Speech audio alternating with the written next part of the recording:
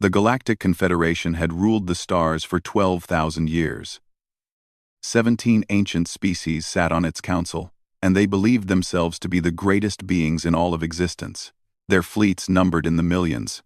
Their technology could crack planets in half. Their arrogance had no limit, because no one had ever challenged them and survived. When their long-range sensors detected a new species achieving faster-than-light travel in a distant arm of the galaxy, they did what they always did. They sent a single diplomatic vessel to assess and collect. Every young species was the same to them. Weak, primitive, useful only as servants or resources. Ambassador Vexthal of the Corvani species was chosen for this mission. He was 9 feet tall, with scales that glowed different colors based on his mood. Right now, they glowed with boredom. He had done this 100 times before. Show up, frighten the primitives, demand tribute, leave. It was simple work beneath his status, but someone had to do it. His ship emerged from hyperspace near the third planet of an unremarkable yellow star. The natives called their world Earth, and they called themselves humans.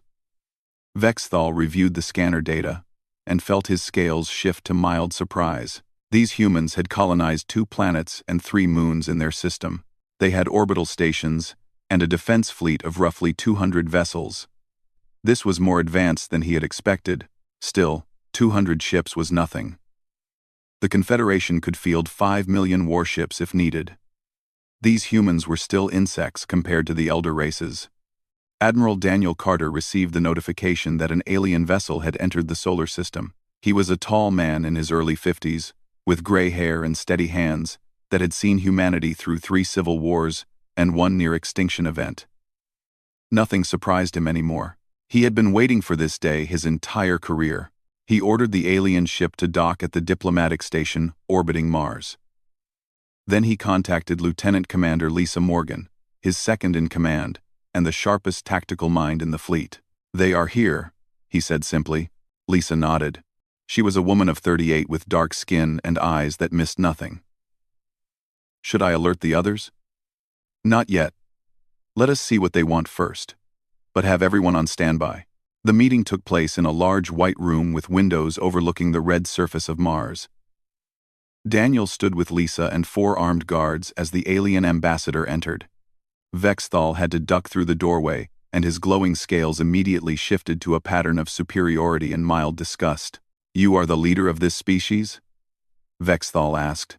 His voice was deep and resonant, and his translator device made his words sound flat and mechanical. "I am the commander of Earth's defense forces," Daniel replied calmly. "Our president handles political matters. I handle military ones." Vexthal waved a clawed hand dismissively. "It does not matter. You will relay my message to whoever needs to hear it. The Galactic Confederation has taken notice of your species. You have achieved faster-than-light travel, which means you now fall under our jurisdiction. There are rules that must be followed." "What kind of rules?" "Simple ones. You will be catalogued as a minor civilization. You will pay tribute to the Confederation. 15% of your planetary resources annually. This is not negotiable. In exchange, you will receive protection from external threats and limited access to Confederation trading networks." Daniel kept his expression neutral. "And if we decline this generous offer?" Vexthal's scales flashed with amusement. Bright yellow and orange patterns rippled across his body like flames. "No species declines. The Confederation's military might is absolute. Your tiny fleet would be vaporized before your sensors could register our weapons charging. We have destroyed civilizations far more advanced than yours. We have cracked planets and harvested stars. You are nothing to us. A footnote in galactic history. Accept our terms and you will survive.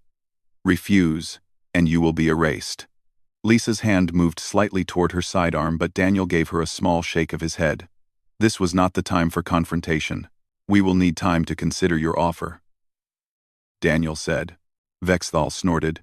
"You have 1 standard rotation of your planet. That should be more than enough time for your primitive leaders to accept reality. I will return for your answer."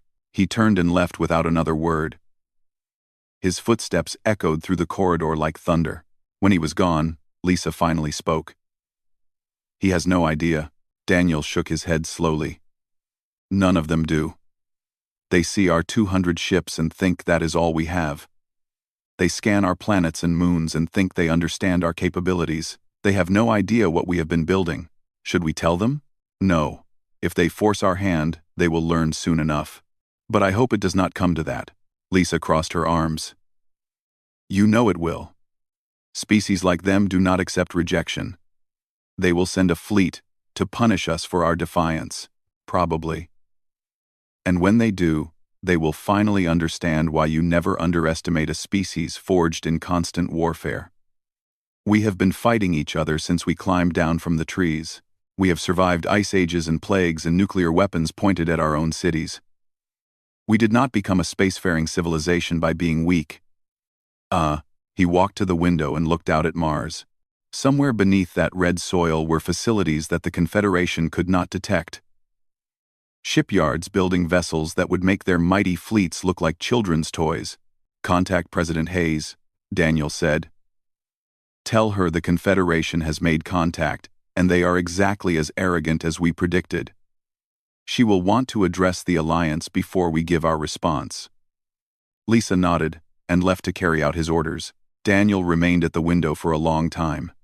He thought about his daughter on Earth and his son serving aboard one of the colony ships heading to Alpha Centauri.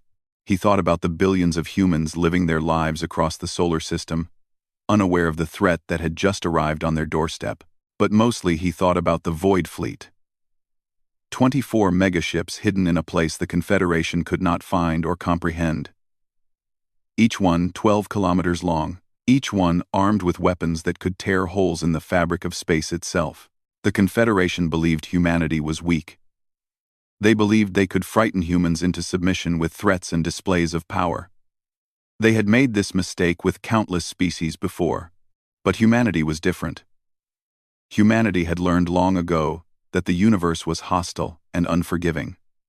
They had prepared for this moment for nearly a century. They had built weapons in secret and trained crews in silence and waited for the day when someone would try to take their freedom. That day had come, and the Confederation had no idea what was coming for them. 3 months had passed since Ambassador Vexthal delivered the Confederation's demands. Humanity's response had been polite but firm. They declined the offer of tribute. They requested recognition as an independent civilization with full rights to self-determination. They asked for peaceful relations based on mutual respect rather than submission. The Confederation did not take rejection well. High Commander Zinrith of the Valthorian Empire received the orders directly from the Council. The Valthorians were the military arm of the Confederation. For 12,000 years they had enforced the will of the elder races. They had crushed rebellions and conquered systems and exterminated species that refused to bow. Zinrith had personally overseen the destruction of 37 civilizations. He was considered the most feared warrior in the known galaxy. He assembled a punishment fleet of 5,000 warships. Each vessel was armed with weapons capable of melting continents. Each crew was trained in the art of total warfare. It was considered excessive force for such a minor species, but Zinrith believed in sending a message. Other young civilizations were watching. They needed to see what happened to those who defied the Confederation. We will strike their colonies first, Zinrith announced to his officers aboard the flagship Eternal Dominion. Mars, their moon, their orbital stations, we will burn everything they have built and force them to watch from their homeworld. Then we will offer them one final chance to surrender. If they refuse, we will glass their planet and harvest whatever resources remain. His officers nodded in agreement. This was standard procedure. They had done it countless times before. On Earth, President Nicole Hayes stood before the Global Assembly Hall. Every leader of the United Human Alliance was present. Billions more watched through broadcasts that reached every corner of human civilization. Her voice was calm and steady as she addressed her people. Citizens of humanity, the Confederation has rejected our request for peaceful coexistence. They are sending a fleet to punish us for daring to refuse their demands. 5,000 warships will arrive in our solar system in 6 days. Murmurs of fear rippled through the assembly, but Nicole raised her hand for silence. I know many of you are afraid. 5,000 ships against our 200 seems impossible to overcome. But I am here to tell you that things are not as they appear. For 80 years, humanity has been preparing for this moment. We knew that someday we would encounter hostile forces in the galaxy. We knew that our visible defenses would not be enough, so we built something else, something secret, something that will change everything. She paused and looked directly into the cameras. The Confederation believes we are weak because we have not shown them our strength. Today, I am authorizing the deployment of the Void Fleet. Our enemies will learn very soon that humanity is not prey. Void Fleet 4341. After the Void. Deep beneath the frozen surface of Titan, Saturn's largest moon, Admiral Kevin Price stood in a command center that officially did not exist. He was a man of 60 with a shaved head and scars on his hands from decades of service. He had helped build the Void Fleet from the very beginning.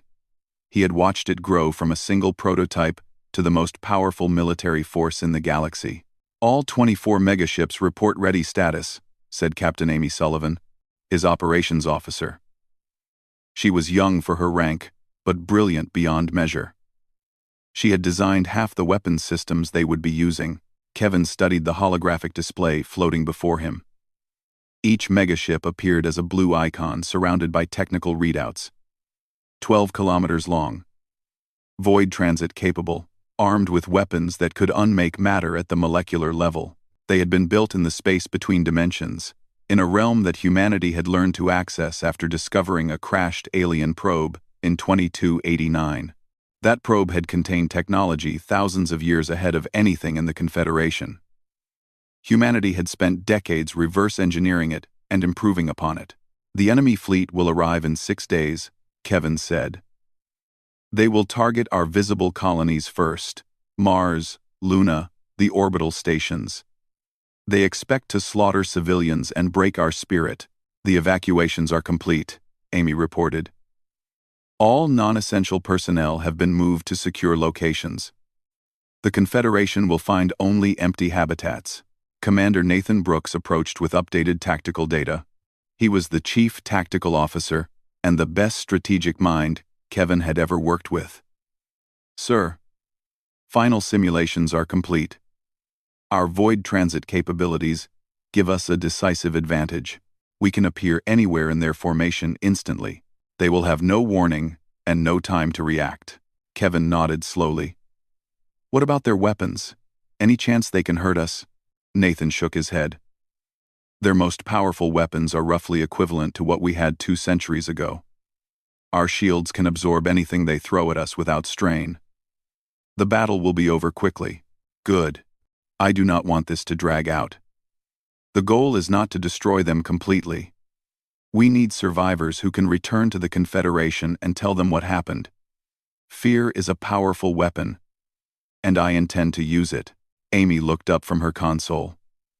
Admiral, I have to ask, why did we wait so long to reveal the Void Fleet? We could have shown them our strength from the beginning and avoided this conflict entirely. Kevin considered the question carefully before answering. Because we needed them to attack first. If we had shown our strength immediately, the Confederation would have been wary. They might have formed alliances against us or developed countermeasures. By letting them believe we were weak, we guaranteed they would come at us with arrogance and overconfidence. They will throw their fleet into a trap without even realizing it. He turned to address his entire command staff. Humanity has always been underestimated. We have always been dismissed as primitive or weak or insignificant, but every time someone has made that mistake, they have regretted it. The Confederation is about to learn a lesson that countless others have learned before them. Do not threaten humanity. Do not back us into a corner. Because when you do, we do not surrender. We fight, and we win. The countdown continued. 6 days until the Confederation fleet arrived.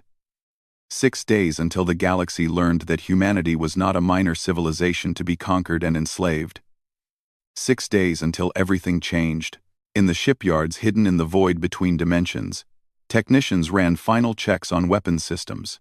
Pilots reviewed their training simulations one last time. Engineers verified that every system was functioning at peak efficiency. 80 years of secret work was about to be put to the test. Kevin Price looked at the holographic display one more time. 24 blue icons representing 24 megaships. The hope of humanity resting on their shoulders.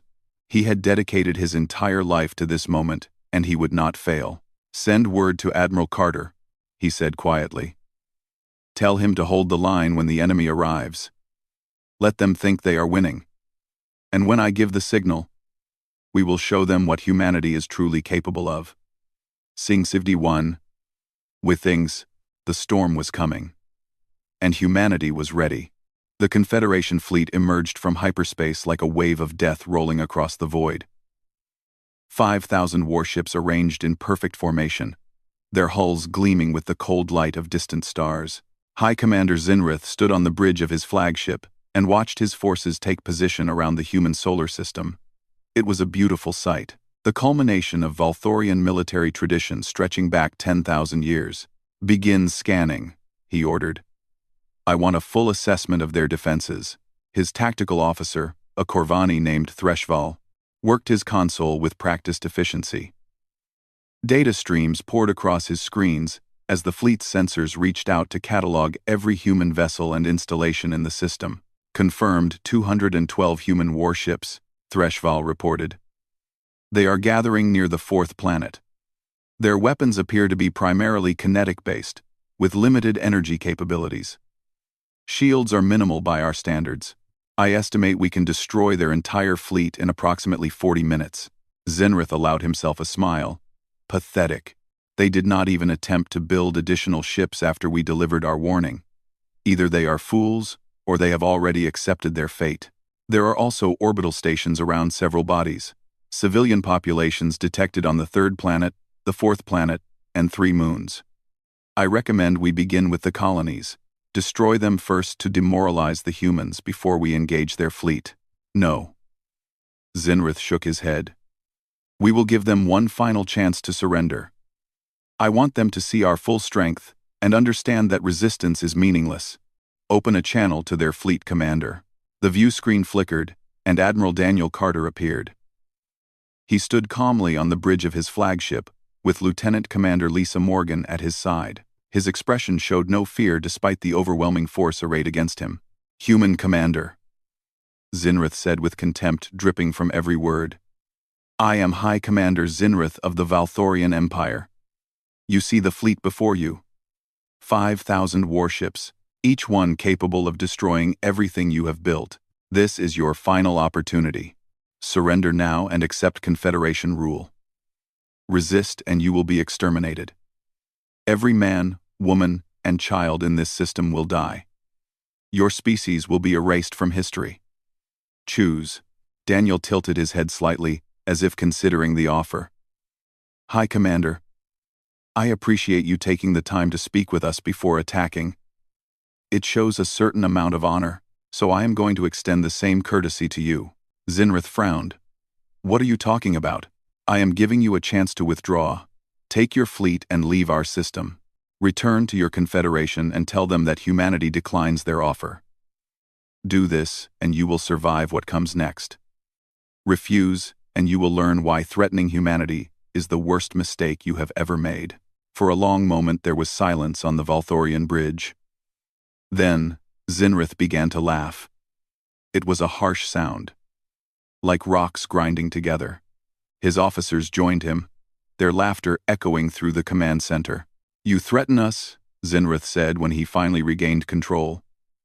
"With what? Your 200 primitive ships? Your pathetic defenses? You are nothing. You are insects beneath our boots. I have destroyed civilizations 1,000 times more powerful than yours." Daniel smiled slightly. "I thought you would say that, but you should know that I was not threatening you with our visible fleet." "Then what? With what is behind you?" Zinrith spun around just as the void itself began to tear open. 24 massive rifts appeared throughout his formation, each one a wound in the fabric of space, glowing with impossible energy.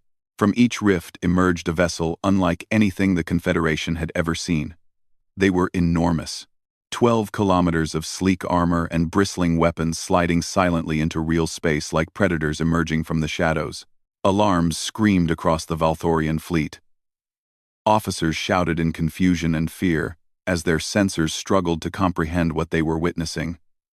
These ships had come from nowhere. They had bypassed every detection system the Confederation possessed. "What is this?" Threshval stammered, his scales flickering with colors that indicated pure terror. "Where did they come from? How is this possible?" Captain Chris Bennett stood on the bridge of the lead megaship, the Sovereign. He was a veteran of 40 years, and he had waited his entire career for this moment. His voice was calm and clear as he broadcast across all frequencies. "Confederation Fleet, you are surrounded. This is the Void Fleet of the United Human Alliance. Your weapons cannot harm us. Your shields cannot stop us. Your ships cannot outrun us. Surrender now, or face complete destruction." Zinrith stared at his tactical display. The human vessels dwarfed everything in his fleet. Their energy signatures alone exceeded his entire armada combined. His most powerful warship looked like a toy beside them. "This is impossible," he whispered. "Where did they build these? How did they hide them from our sensors?" Threshval was frantically working his console. "High Commander, I cannot get accurate readings. Their technology is beyond anything in our databases. Shields are registering at levels I have never seen. Weapon systems are charging, but I cannot identify what kind of weapons they are. Can we fight them?" Threshval hesitated. "I do not know. Nothing in our records suggests any species has ever fielded vessels of this size or power. We have no tactical data, no countermeasures. We are facing something completely unknown." On the view screen, Admiral Daniel Carter was still watching. His smile had not faded. "High Commander, you have heard the offer from our Void Fleet Commander. I suggest you take it. Your intelligence told you humanity was a minor civilization with primitive technology. Your intelligence was wrong.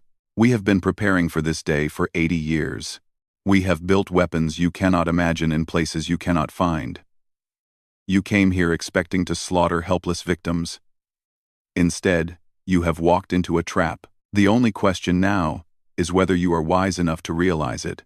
Zinrith felt something he had not experienced in 3 centuries of warfare. Fear. Cold and absolute fear. Creeping through his body like ice water in his veins. His scales, which normally glowed with confidence and aggression, had faded to a dull gray. The arrogance that had defined him since birth was crumbling. Everything he believed about the galaxy was being rewritten in real time. A species they had dismissed as primitives had just revealed technology that made the Confederation look like children playing with sticks. He opened his mouth to give the order to retreat, but his pride would not let him. Pride that had been built over thousands of years. Pride that refused to accept that the mighty Valthorian Empire could be defeated by a species that had barely left its home planet. "All ships," he commanded, his voice steady despite his fear. "Attack formation. Target the nearest enemy vessel and concentrate all fire. We will prove that these humans can bleed." It was the last order he would ever give as a confident warrior. The Confederation fleet moved with the precision of a military force that had conquered half the galaxy. 300 warships broke formation and converged on the nearest human megaship, the Resolute. They were the elite of the Valthorian Navy, crewed by veterans who had fought in 100 campaigns. Their weapons were the finest the Confederation could produce, capable of turning asteroids into dust and burning through the strongest shields known to exist. Captain Laura Mitchell watched them come. She sat in the command chair of the Resolute with perfect calm, her eyes fixed on the tactical display as enemy fire began to converge on her position.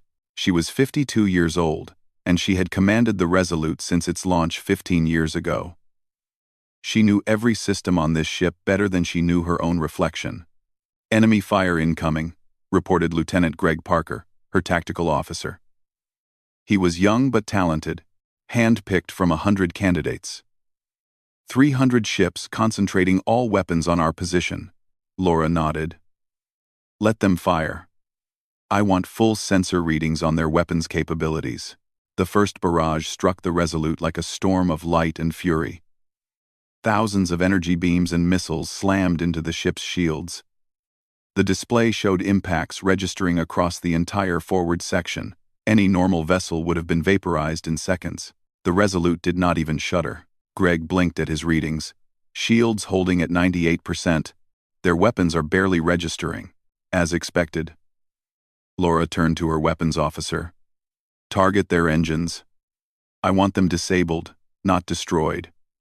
We need survivors. The Resolute's main batteries activated for the first time in combat. They were called void cannons. Weapons that tore holes in the fabric of space itself. They did not fire projectiles or energy beams. They fired something far worse. Small tears in reality that consumed anything they touched. The first shot struck a Valthorian heavy cruiser. The vessel did not explode. It simply ceased to exist. One moment, it was there, firing everything it had at the human ship. The next moment, there was only empty space where it had been. Not debris, not expanding gas, nothing. The ship and everyone aboard had been unmade at the molecular level. Across the battlefield, the other megaships opened fire. 24 vessels unleashing weapons that defied everything the Confederation understood about physics. Ships vanished by the hundreds. The pride of the Valthorian Navy was being erased from existence as easily as wiping dust from a table. High Commander Zinrith watched his fleet die. His tactical display was filled with blinking icons as ship after ship went dark. 1,000 vessels gone in the first 3 minutes. 2,000 by the end of the 5th minute. The humans were not even trying to destroy everything. They were being selective, targeting engines and weapons while leaving crews alive to witness the massacre. We cannot hurt them, Threshval said, his voice hollow with despair. We have hit the lead vessel with everything we have. Our most powerful weapons. Our heaviest ordnance. It is not even scratching their shields. Then we retreat, Zinrith said. All ships, fall back to hyperspace coordinates. But the megaships had anticipated this. They had positioned themselves at every hyperspace exit point in the system. There was nowhere to run.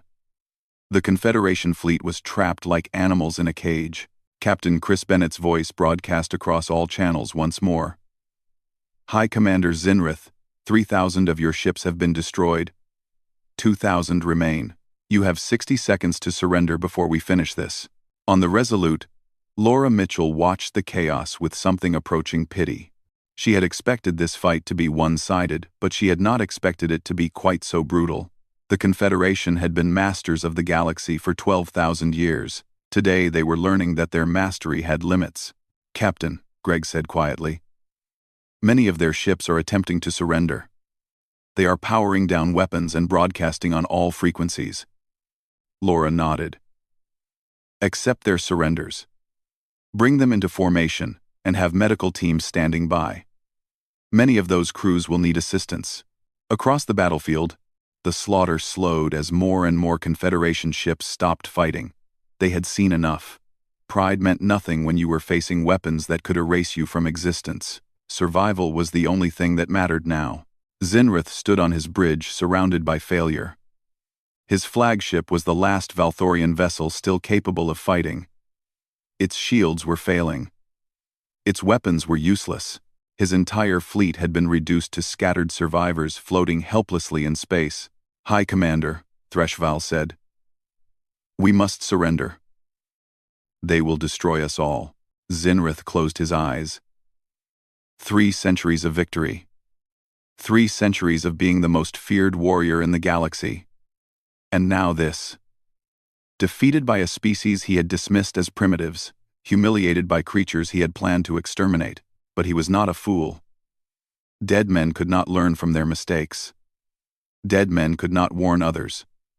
If he surrendered now, he could return to the Confederation and tell them what had happened. He could help them prepare for whatever came next. All ships, he said, his voice cracking with emotion he could not hide. Stand down, power down all weapons, we surrender. The words tasted like ash in his mouth, but he forced them out. The battle was over. The humans had won. Admiral Kevin Price stood on the bridge of the Sovereign and watched the Confederation fleet fall silent. Thousands of warships drifting helplessly in space. their crews alive but completely defeated. It had taken less than 20 minutes from start to finish. "Begin rescue operations," he ordered. "Bring the survivors aboard. Treat them with dignity. They are no longer enemies. They are prisoners of war, and they will be treated according to human standards." Captain Amy Sullivan looked up from her console. "Admiral, we lost 0 ships, 0 casualties. The battle is a complete victory." Kevin nodded, but there was no joy in his expression. "The battle is won, but the war is just beginning. The Confederation will not take this defeat lightly. They will come for us again, with everything they have. And when they do, we will be ready. But first we need to show them that humanity is not interested in conquest. We want peace. We want to be left alone. This battle was fought in self-defense, and our treatment of prisoners will prove that we are better than they believed." He turned to address his crew. "What happened here today will change the galaxy forever. A species they dismissed as weak has shown strength beyond anything they imagined. But strength without wisdom is just destruction. We must be wise now. We must show mercy to our defeated enemies. That is how humanity will earn its place among the stars. Not through fear alone, but through honor." The survivors of the Confederation fleet were gathered and cared for. Their wounds were treated. Their basic needs were met. They were shown a kindness they had never expected from a species they had tried to destroy, and they would return home with stories of human power and human mercy. Stories that would change everything. The news spread across the galaxy like fire through dry grass. The Confederation's punishment fleet had been annihilated. 5,000 warships reduced to scattered wreckage in less than 20 minutes. High Commander Zinrith, the most feared warrior in known space, had surrendered to a species that most elder races could not even name. The 17 species of the Confederation Council convened an emergency session on their capital world. It was the first time in 3,000 years that all 17 had gathered in person. The situation demanded nothing less. Ambassador Vexthal stood before the assembled leaders, his scales flickering with shame and fear. He had been the one to make first contact with the humans. He had assessed them as primitives. He had recommended the tribute demands that led to this disaster. "We underestimated them," he said, his voice barely above a whisper. "We saw their visible fleet and assumed that was the extent of their power. We scanned their planets and believed we understood their capabilities. We never imagined they could be hiding something of this magnitude." Elder Matriarch Sinvala of the Three Shari rose to speak. She was ancient even by the standards of elder races. Her body supported by mechanical systems that had kept her alive for over 4,000 years. Her voice was thin but carried the weight of ages. "The humans have done what no species has accomplished in 12,000 years.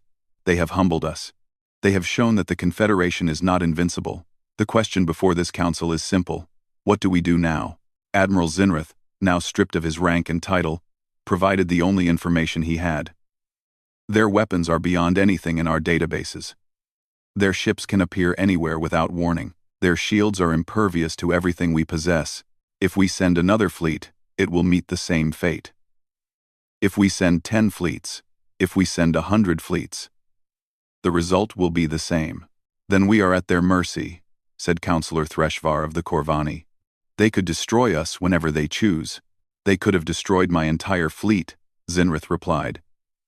"They chose not to. They disabled our ships rather than vaporizing them. They rescued our survivors and treated them with dignity.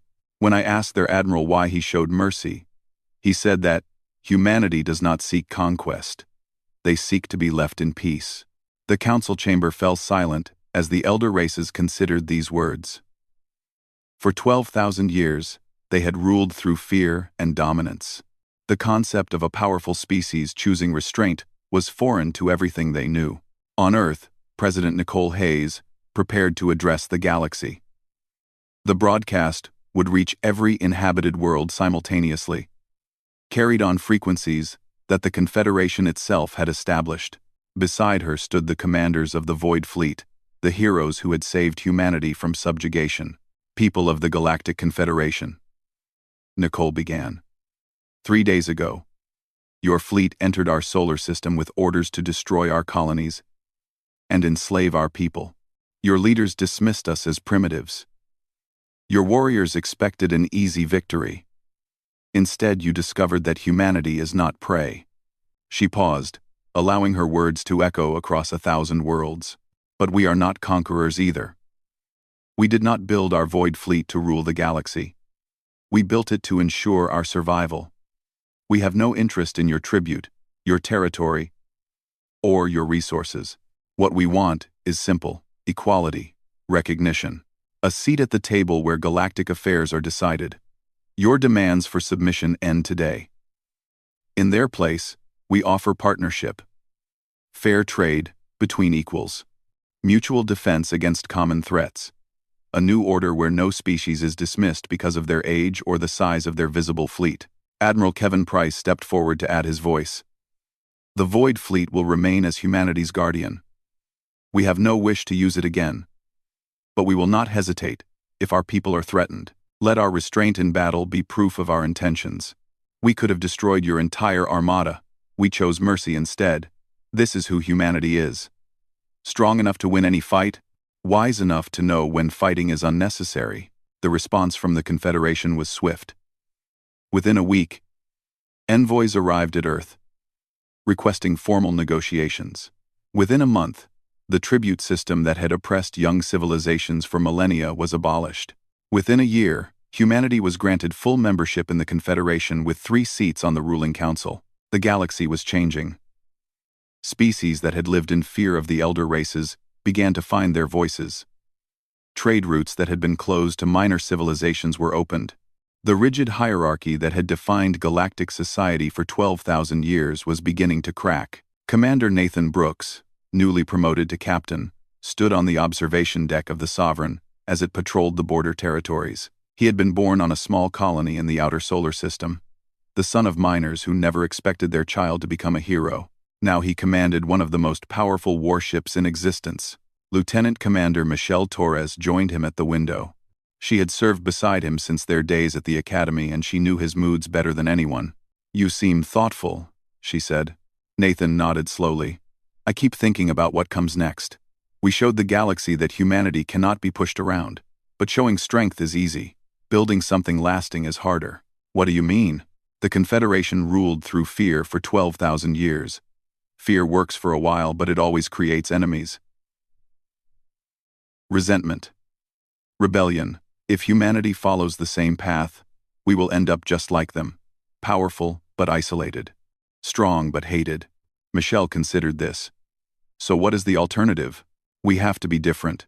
We have to prove that strength can exist alongside fairness, that a powerful species can also be just and honorable. If we do that, if we show the galaxy a better way to exist together, then we will have accomplished something truly remarkable.